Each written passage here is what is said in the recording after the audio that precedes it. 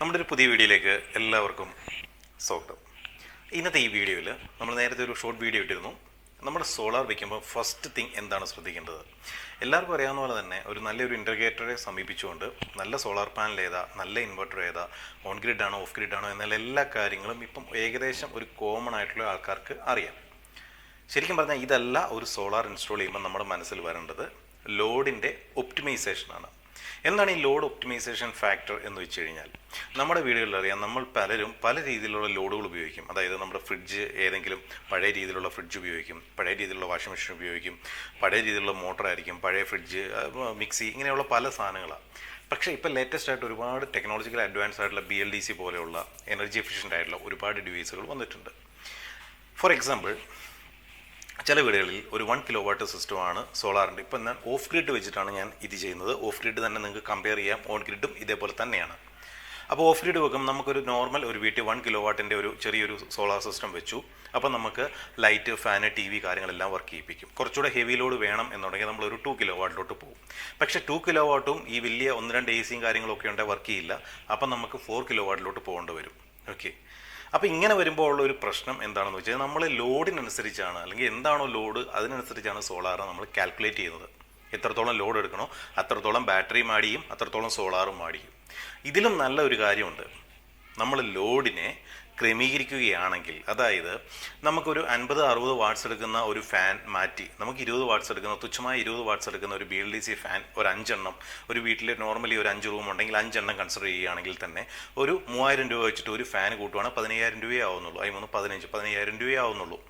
അപ്പം ഇതിന് നമ്മളൊരു വീട്ടിലൊന്ന് ഫിക്സ് ചെയ്യുക. നമുക്കൊരു 2 കിലോവാട്ടിൻ്റെ ഒരു ഓഫ് ഗ്രിഡ് സിസ്റ്റം മതി. 2 കിലോവാട്ട് എന്ന് പറഞ്ഞാൽ ഏകദേശം 1500 മുതൽ 1650 വാട്ട്സ് എടുക്കുന്ന ഒരു ഇൻവെർട്ടർ വെക്കുകയും അതേപോലെ തന്നെ 2-3 പാനൽ കണക്ട് ചെയ്തുകൊണ്ട് ഒരു 350 അല്ലെങ്കിൽ 445-ൻ്റെയോ ഒക്കെ ഒരു പാനൽ ഒരു 3 എണ്ണം കണക്ട് ചെയ്ത് കഴിഞ്ഞാൽ നമുക്ക് ഇനഫാണ്. നമ്മുടെ വീട്ടിലെ ഏകദേശം ലോഡുകളെല്ലാം ഓടിക്കാൻ പറ്റും.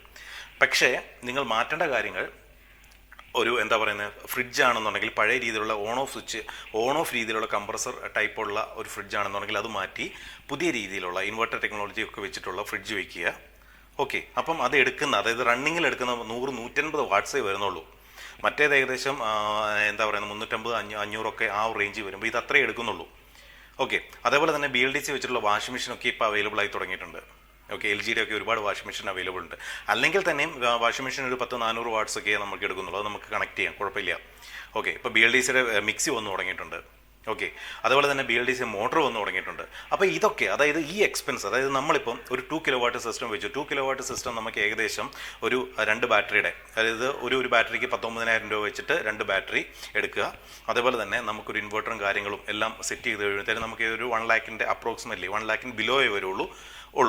അപ്പോൾ അത് 4 ലാഖിലോട്ട് പോകുമ്പം ഏകദേശം ഇതിൻ്റെ അടുത്ത ഇതിലോട്ടാവും വരും. അതായത് ഒരു 2 ലാഖ്സ്, അപ്രോക്സിമറ്റ്ലി ഒരു 2 ലാഖ്സ്, അല്ലെ ചിലപ്പം ആണെങ്കിൽ ചില ഇൻസ്റ്റാളേഴ്സ് 2 ലാഖ്സിന് മേളിൽ വാങ്ങും. അപ്പോൾ ഈ 1 ലാഖ് നമ്മൾ 2 കിലോവാട്ടിൻ്റെ ഒരു സിസ്റ്റം നമ്മൾ 1 ലാഖിന് വെച്ചു. പിന്നെ 1 ലാഖ് നമ്മൾ 4 കിലോവാട്ട് വെക്കാൻ ഉദ്ദേശിക്കുന്ന ഒരു വ്യക്തിയുടെ കയ്യിൽ പിന്നെയും ഒരു 1 ലാഖ് മിച്ചമുണ്ട്. ഈ 1 ലാഖ് ഇരിക്കുന്ന ആ 1 ലാഖ് നിങ്ങൾക്ക് BLDC ഫാന് അല്ലെങ്കിൽ BLDC മോട്ടർ അല്ലെങ്കിൽ ഈ പറഞ്ഞ ഫ്രിഡ്ജ് കാര്യങ്ങൾ എന്തൊക്കെ മാറ്റുവാണെങ്കിൽ നിങ്ങൾക്ക് ഈ ലോഡുകളെല്ലാം തന്നെ 2 കിലോവാട്ടിൽ ഓടിക്കാൻ സാധിക്കും. അതുമാത്രമല്ല, നിങ്ങളൊരു പുതിയൊരു ടെക്നോളജിയുടെ യൂസറായി മാറുകയാണ് ചെയ്യുന്നത്. കുറച്ചുകൂടെ എനർജി എഫിഷ്യൻറ്റ് ഹോമായി മാറുകയാണ്. ഇതാരും ചിന്തിക്കുന്നില്ല. എത്രത്തോളം ഉണ്ടോ അത്രത്തോളം സോളാറിൻ്റെ ഒരു ഇൻഡിക്കേറ്റർ പറയുമ്പോൾ അത്രത്തോളം എടുത്തിട്ട് നമ്മൾ എന്താ പറയുന്നത്, ബാറ്ററിയും കാര്യങ്ങളും വെക്കുക, ഇൻവെർട്ടർ വെക്കുക, ഹെവി ലോഡ് കൊടുക്കുക, ഇതല്ല ചെയ്യേണ്ടത്. ആദ്യം തന്നെ ലോഡിനെ ഒപ്റ്റിമൈസ് ചെയ്യുക. അതായത് ബാഡായിട്ടുള്ള അപ്ലയൻസസുകൾ ഇതിന് മുടക്കുന്ന എക്സ്പെൻസ് എടുത്തിട്ട് മുടക്കുക, അതിനേക്കാളും കുറഞ്ഞൊരു സിസ്റ്റം വയ്ക്കുക.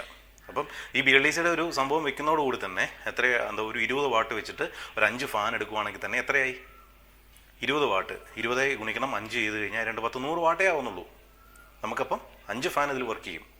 അതേപോലെ തന്നെ 100-150 വാട്ട്സേ വരുന്നുള്ളൂ. ഈ പറഞ്ഞ പോലെ ഈ റണ്ണിങ്ങിൽ ഈ പറഞ്ഞ പോലെ AC ആയിക്കോട്ടെ, അല്ലെങ്കിൽ ഈ പറഞ്ഞ പോലെ ഫ്രിഡ്ജ് ആയിക്കോട്ടെ, എല്ലാം. അപ്പോൾ ഇതെല്ലാം ഈ ഒരു 2 കിലോവാട്ടിൻ്റെ ഒരു സിസ്റ്റത്തിൽ, അതായത് 1650 വാട്ട്സൊക്കെ മതി നമ്മുടെ വീടിനെയും ഫുൾ ലോഡിനെയും ഏകദേശം കൺട്രോൾ ചെയ്യാനായിട്ട്.